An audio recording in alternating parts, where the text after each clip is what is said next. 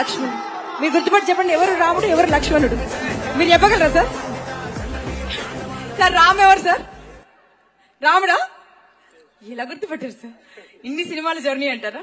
Okay, but లక్ష్మణుడు ఎక్కువ మాట్లాడతాడు, రాముడు తక్కువ మాట్లాడతాడు.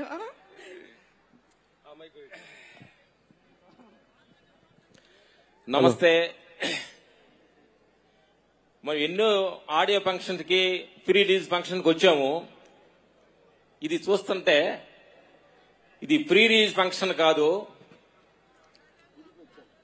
మనందరం కలిసి ఒక గుడికి వచ్చినట్టుగా ఫీలింగ్ అనిపిస్తుంది.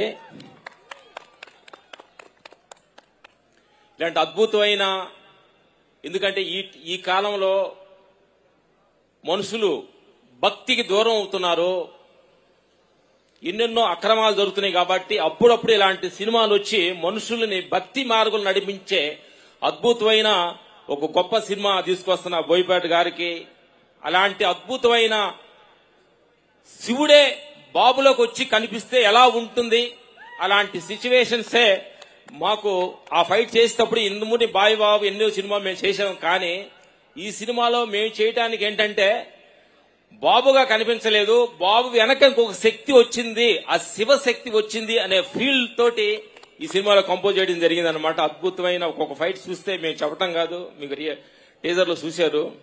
ఇలాంటి సినిమా చూసి 2 గంటలు సినిమాగా కాదు, ఇది ఒక గుడికొచ్చి అలా ఫీల్ అయిపోయినట్టుగా ఉంటుంది ఈ సినిమా.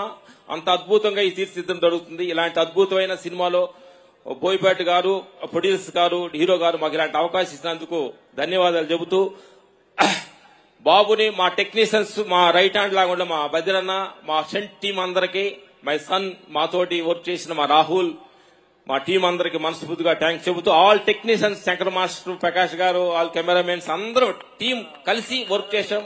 కెమెరామెన్ రామ్ ప్రసాద్ అన్న గారు, తమ్మన్న గారు, ఇలాంటి అద్భుతమైన ఈ సినిమాలో మేము టెక్నీషియన్ గా వర్క్ చేయటం మాకు ఆనందంగా అనిపిస్తుంది. Thank you sir, thank you very much, thank you. Thank you master. Shankar master,